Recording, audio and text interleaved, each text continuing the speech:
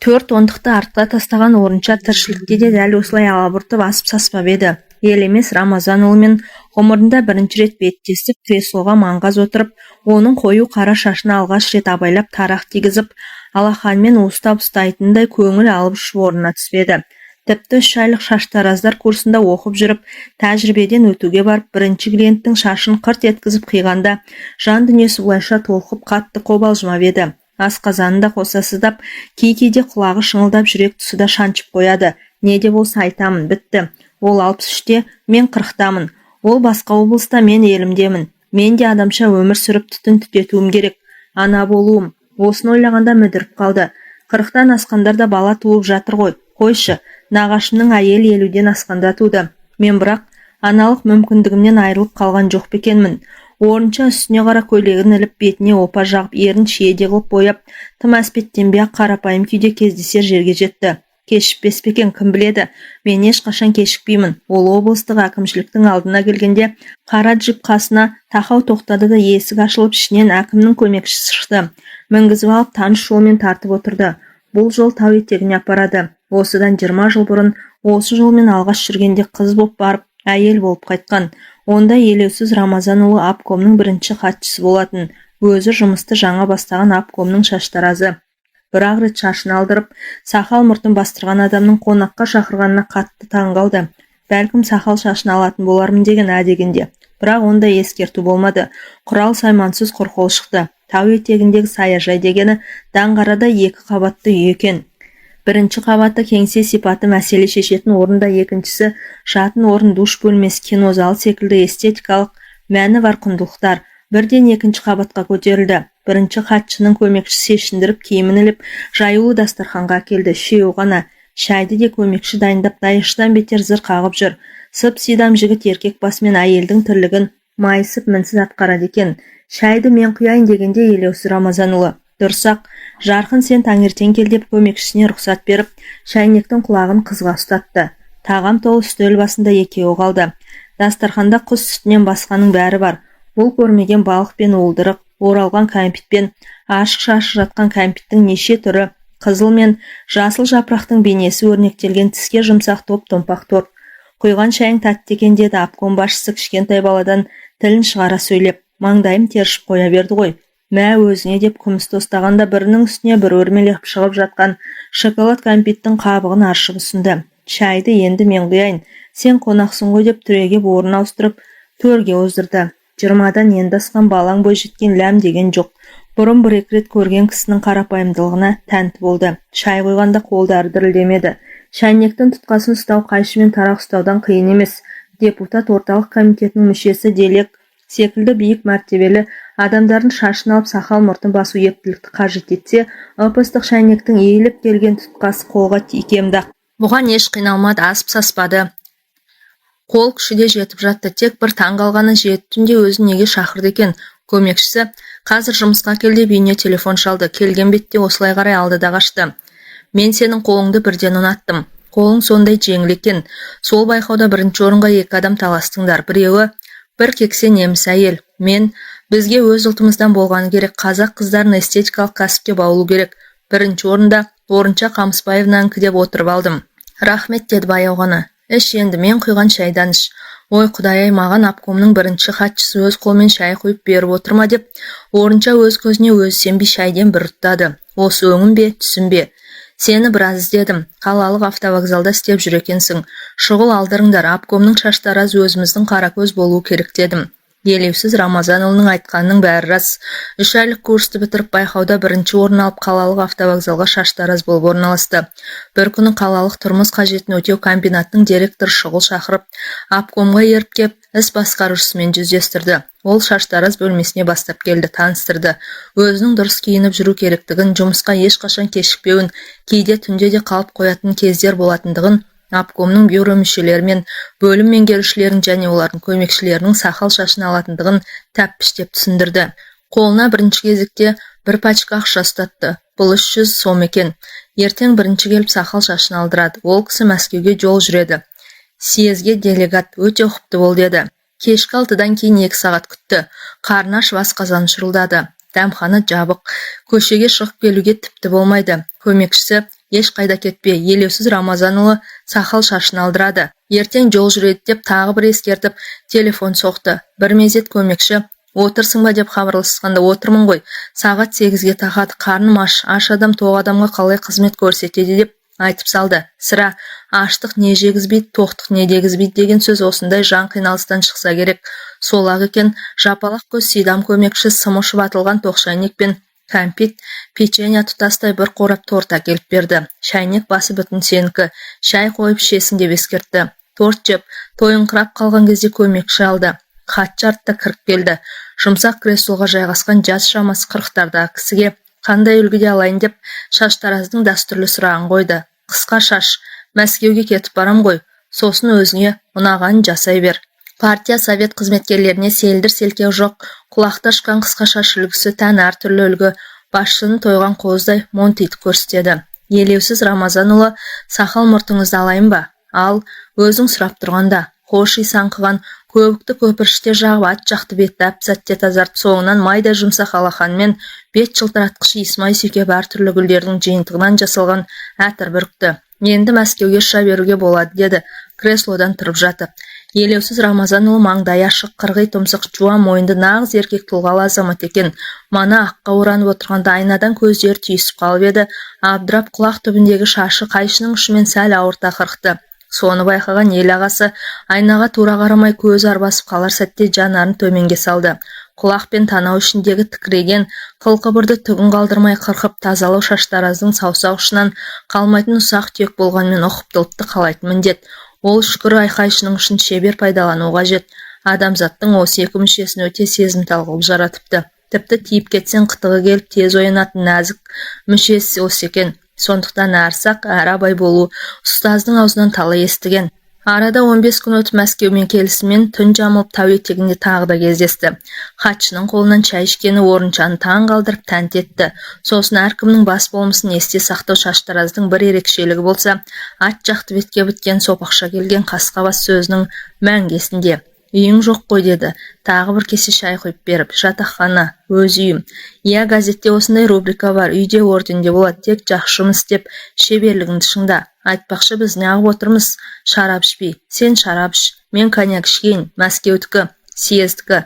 Облыс басшысы өз қолымен тырна сирақ рюмкеге құйған қызыл шарапты жартылай ішті. Көз қиығын бір салып өткен хатшы армян коньягын түгел таусып қойыпты, тағы да құйды. Мынау сенің алтын қолың үшін. Біздің қыздардан шаштараз бен кітапханашы көбейту керек. Қазақ бұларды мамандық деп есептемейді. Сенің эстетикалық талғамың үшін, общем, сен үшін. Орынша тағы да орталай алды. Бұрын қыз ойнақтарда тәтті дәм тіл үйірген шарап жақсы жүріп отыр. Оның үстіне самаладай жарқыраған жиһаз бен жаныңа ләззат берер құнттай тазалық көңілін бірнеше саты жоғары көтеріп тастады. Ер кезегі үшке дейін, енді біздің туған жеріміз үшін, съезде біздің ел жақсы аталды, соған қосқан біздің облыстың да үлесі зор. Ел мен жер үшін деп өз түгел ішіп қойды да, жартылай алған бұған тура қарап ештеңе демеді. Сосын орнынан тұрды. Қабырғадағы төрі бұрышты сән сағатының тырсылы тырс-тырс етіп түнгі онды көрсетіп тұр. Айтпақшы, Мәскеуден әкелген сыйлығым бар деп арт жақтағы сандықшаның аузын ашып, ілес арт жауып, ақ бантик байланған 4 бұрышты қорап ұсынды. Күйеудің шаш сепары, Клеопатра аталған француз иіссу болды. Түннің бір уағы болып қалыпты. Жуынам десең жуын, душ анау тұр, жуынып ал. Орынша бір осы бір қарапайым адамның айтқанына қарсылық көрсетпей көне берді. Төбеден жылы су бүріккен душ астында тұрып та жан рахаттанды. Жатақханада душта, ваннада жоқ, моншаға осы аптада бара алмады. Қош иісі мүңкіген иссабымен ақ қарда жұмсақ көпіршіп, қара шашын түгел көмкерген бальзам аралас шампуньның иісіне бойы балқып жұмақ күй көшті. Қызыл шарап ұйқысын келтірді, бірақ осы бір қамқор адамнан қорықпады. Бір-екі рет сақал шашын алып бір-біріне жақын тұрған сәттен кейін бұл да көптің бір екен ғой деп көңілі сабасына түсті. Жуынып шықты, ақ желең басын бүркеген ақ орамал бәрі дайын. Елеусіз Рамазанұлы қайда кетті деп іздей бастады. Көзі үйреніп көңілі жақын тартып кетті. Ол кісі бір бұрыштағы ерлер душынан аққа оранып шыға келді. Тағы да шай ішеміз бе деді, күлімдей қарап. Күлімсіреген сондай мейірімді, өзде өте әдемі кісі екен. Менің ұйқым келіп тұр деген сөз аузынан шығып кетті. Бір жағынан үйіме жеткізіп салар мекен деп ойласа, бір жағынан мына даңғарадай кең сарайдан шыққысы келмей қалды. Қазір ұйықтаймыз. Сенің орның анау жер деп іргелес бөлмедегі 2 адамдық кереуетке алып келді. Ұйықтай бер. Көзі ілініп кеткен екен. Елеусіз Рамазанұлы төніп кеп, әй-шәй жоқ көрпені серпіп ашып, қасына қонжия кетті. Маңдайынан, мұрнынан сүйіп, тамағынан иіскеп, ұшы түртиіп тұрған қос алмасына тілін тигізіп, тамсана сорғанда қыз ыңыранып есінен айырылып, жанымдаған жайлы дауыс саяжайды жайлап алды. Ерін емшек ұшына алғанда, мұныңыз дұрыс емес деді, тісі тісіне тимей қалшылдап. Бәрі дұрыс болады, бәрі дұрыс. Еңгезердей еркектің салмағы езіп жібере жаздады. Жаншылып жанышыраған 20-дағы шаштараз қыз 40-дағы қырқылжың ел ағасының астында шыңғырып жатып, анасын көмекке шақырды. Оған тық-тық еткен қабырғадағы 4 сағат, терезедегі желкемен желп-желп еткен қызғылт перде, душ бөлмесіндегі тырс-тырс тамған тамшы куә. Орынша осы жолмен алғаш жүргенде қыз боп келіп, әйел болып қайтып еді. Енді бұл соңғы жүруім деп, қайжықта ерін қайта-қайта заланы тістегенмен, көкіректегі айтар сөзімді қалай жеткізсем екен деп қанша қайсар болса да, кәрі қыз қалшылдап дірілдеп қорқып келеді. 20 жыл дегенің бір жігіттің жылқының басын бұрып, шығар ғұмыры, ата-анасы әлпештеген бір қыздың омырауы шығып, оң жақтан сол жаққа аттап екі босағаның да берекесін кіргізіп бақытқа кенелер кезеңі. Орынша ойлап отырса, осы жолмен алғаш келгенде көкірегі шешек атқан балаң бой жеткен еді. Қазір омырауы былқ-сылқ еткен 40-тағы кексе әйел болды, бірақ бала емзе алмады. Жасанды жолмен түсік тастап Елеусіз Рамазанұлының көңілін тапты. Омырауына еңбектігі ерлігі үшін медалін, еңбек қызыл ту орденін тақты. Ең есте қаларлығы Мәскеуде өткен тұрмыс қажетін өтеу қызметкерлерінің құрылтайында бала емізбеген омырауға еліміздің ең жоғары марапаты Ленин орденін тағып қайтты. Жастардың алдына шығып салауатты өмір салтын айнымаңдар деп ақыл айтқан кездерімде болды. Молданың айтқан істегенін істеме дегенің дәл өзі. Мамандығым кәсіби шаштараз болғанмен әйелдік парызым соның көлеңкесінде ақталмай қалды ғой. Бүгін осының бәрін аузым барып елекеңе айталар мекенмін. Қолым батыл, аузым қорқақ сорлымын ғой. Джип сол баяқ қос қабатты үйдің жанына келіп тоқтады. Қыста төбесіне сүңгі мұз қатқан, жазда шешек атып жұпар шашып, жан сарайыңды кеңітер зәулім сарайдың алдында қызыл сары гүлдер жайқалып өсіп тұр. Елекең де келген шығар. Сол ғой шақыртқан. Әншейінде жүгіріп жүрер көмекшілер зым-зымия жоқ. Мәшіне әкелді де гүр етіп келген ізімен жүріп кетті. Орынша бірден екінші қабатқа көтерілді. Әбден көзі үйреніп, өз босағасындай боп кеткен үйдің есігінде еркін ашты. Елеусіз Рамазанұлы баяғы көк креслода қозғалмастан отыр. Келуіңмен қарындас деді. Жүзі сынық, бұрынғыдай алып ұшып тұрған жоқ. Сіздің де келуіңізбен Елеке деді. Әуелі Елеусіз Рамазанұлы еді. Төсек табыстырғаннан кейін ағай деді. Арадағы 20 жыл қызыл тілдің тізгінін Елекең қып қолына ұстатты. Сол баяғы ақ дастархан жайылған жылтыр стөл, ең алғаш келген жолғыдай ақ шәйнек, күміс тостағанда бірінің үстіне бірі өрмелеген кәмпиттің неше түрлі. Сырт киімін шешті де қолын жуып бірден стөл басына жайғасты. Ашпын, жұмыстан шықтым. Бұл сөз де 20 жылдың ауыздан шығарған сыйы. Ойын өзі сенген еркекке еркін айтатын дәрежеге жеткенмен негізгі ойымды тіл ұшынан қалай шығарып, қалай төгілтер екенмін деп, сәл шөгіп самайыр буыл тарта бастаған еңгезердей кісіге көз астымен суық қарап қойды. Бәрі бір күнгідей өте шықты. Отставкаға кетемін. Пайғамбар жасына жеттің дейді жоғарыдағылар. Дұрыс, жеткеніңіз рас деп шыққан тегі шаруаның қызы айтар сөзін айтқанмен бүге-жүктеп төмен қарады. Сонда сен үшін де дұрыс болып тұрма деп Елеусіздің даусы қатты шығып, көкірегі дүрсілдеп, өзі де екпінмен креслодан пышақ ел көтеріліп кетті. Мойнын қылқындыра байлаған галстугінің бір шетіндегі жүрек шіркін дүрс-дүрс соғып, оң қолмен қабырғадағы босатқан қожайындай галстугын жаймен босатып ақ көйлегінің үстіңгі түймесін ағытты. 20 жылда саған бәрін жасадым. Медаль, орден, Ленин орденін ауыстырып жібермегенде герой да болатын едің. Ақ кірпіштен соққан үйің қандай. Сол үй үшін мен ескерту алғанмын. Осының бәрі бір күн айтылады-ау деп күтуші едім. Бәрін күтіп жүр екенсің ғой. Вот какая. Елеке, мен де 40-қа келдім ғой. 20 жыл қасыңызда жүрдім. Жаман жүрген жоқсың. Басқа жұрт бұлай жүргізбейді. Жалт етесінде жоқ боласың. Орынша жалт қарағанда ашаң әйелдің кең маңдайы тарылып, ұзын кірпіктері қысқарып, қос мұрны пұшық мұрынға айналып, бүкіл бет әлпеті бұзылып, құбыжыққа айналып бара жатқандай көрінді. Қайта басын көтерген жоқ. Өзін үйлеуіне көндірген еркектің мысы басып кетті.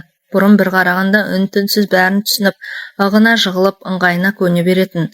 Ол болса сақал шашын алып болғасын, жұмсақ креслода отырып, күректей алақанын бұның сәл шаршаңқы нәзік саусақтарының үстіне қойып, рахмет, ақшаңды үкімет төлейді деп орнынан тұрып жүре беретін.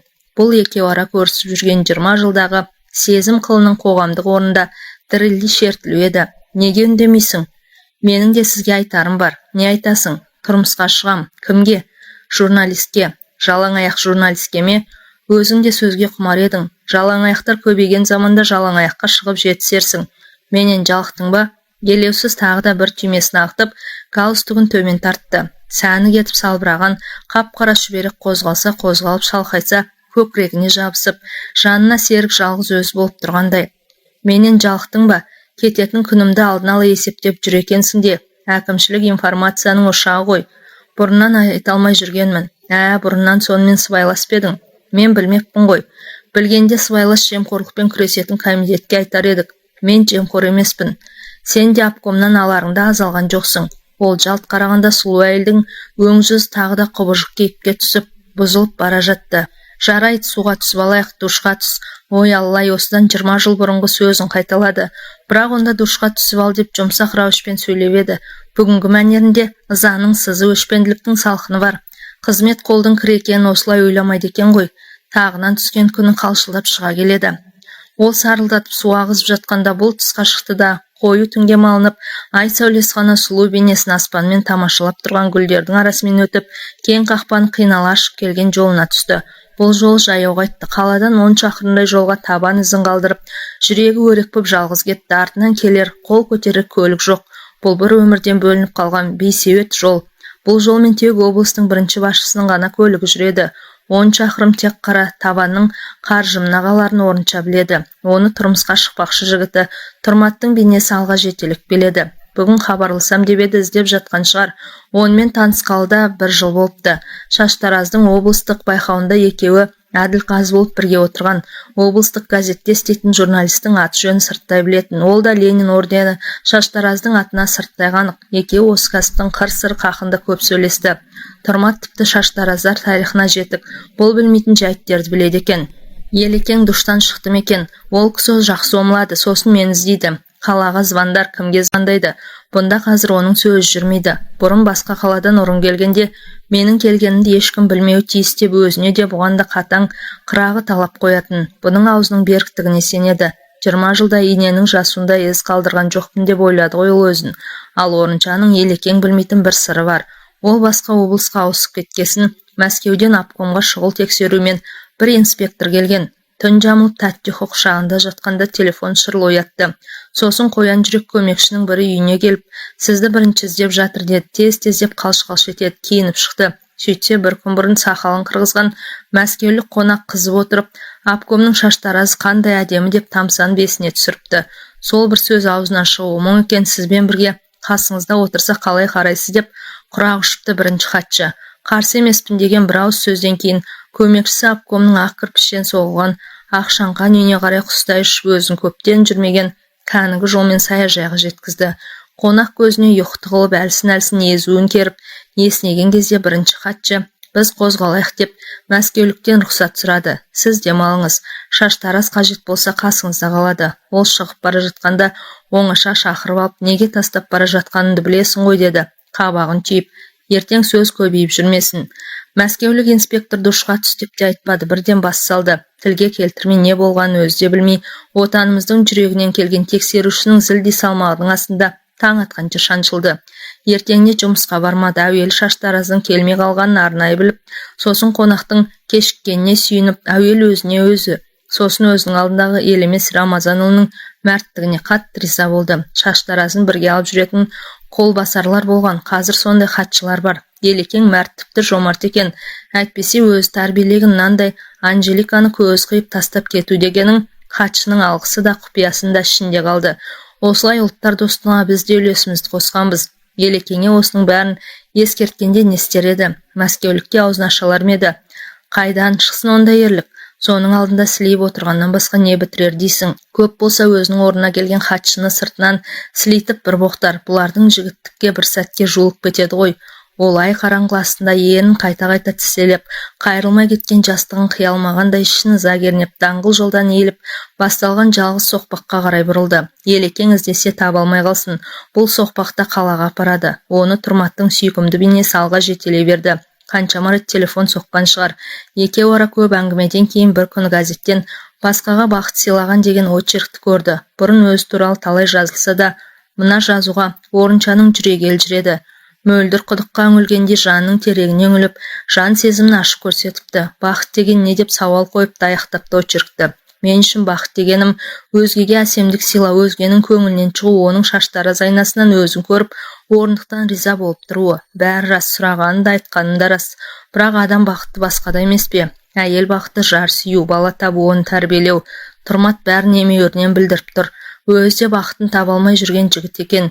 Үйленгесін бір аптадан кейін жұбайы кенеттен қайтыс болыпты. Содан бері 40 жасқа дейін жалғызбасты күн кешіпті. Екеуміз түйедей құрдас екенбіз. Көргені мен түйгені жеке басының мұңы көз алдынан кинолентадай жылжып өтіп, Орыншаны еш шаршатпады. Көңілі қобалжыса да, көкірегіндегі запыранды сыртқа шығарып тастағанына жаны жеңілдеп, Алтай тауының аңғарындағы жаздың салқын самаласында сергек басып келеді. Салмағы жеңіл қара сөмкесін біресе оң қолына, біресе сол қолына ауыстырып, жан дүниесінің ар жағынан бір алақайлаған татты дауыс естілгенде қала оттары көрінді. Келдік, кеп қалдық. Даңғылға шыға бергенде мәшіне ұстаймын. Елекең енді мені іздемейтін шығар. Бәрі де түсінікті болды ғой. Жалғыз аяқ соқпақ даңғыл жолға тірелді. Мәшіне өте қалса, қол көтеруге дайындалып, оң қолын босатып, сөмкесін сол қолының қарына ілді. Тұрматтың дауыс құлағына келді. Сен қайда жүрсің ей? Түнделетіп қыдырып кетіпсің ғой дейді. Алғаш кафеге шақырғанда даяшы жігіт тамақты алдарына әкеп қойған кезде Сталин қанша патша болса да көрсендегі тамақты өзі құйып ішеді екен. Мен де саған өзім құйып берейін деп мәз болды. Бұл болса аяқ астынан сіресіп оқтау жұтқандай қақиыл қалар хатшыларды ойлады. Ең бірінші боп Елекең елестеді. Ол менің өмірбаянымды, Ленин орденін қалай алғанымды бәрін біледі. Бірақ сыр тартып сұрамайды, әрден қозғамайды. Әйтпесе ауыл мен аудандағы шаңға көмілі суыққа бүрсеңдеп тоңып тұрып қызмет көрсеткен шаштараздар неге алмайды осындай марапатты? Жылы жер, жайлы көрпе болды ғой менің өмірім. Неге мұңайып қалдың деді, өзі өте сезімтал. Мұңая берме, өмір алда. Бақытты сәттердің бәрі алда. Адамның өмірі түгелмен бақытты болмайды. Оның бақытты сәттері ғана болады. Биылдан қалдырмай үйленбекші, күздің алғашқы айларында той өткізбекші болып келіскен. Ол бір бөлмелі пәтерде тұрады. Оны өткізіп не сатып менің үйіме келеді. Ақ шағаладай ақ боз үй тұрғанда бір бөлмеге тығылып, сол үйге адам толтыра алмай жүрмін ғой мен. Даңғыл жолмен жеңіл жигули зулап келеді. Қол көтеріп тоқтай қалды орталыққа. Қаншаға келсесіз, қанша сұрасаң сонша. Кеттік.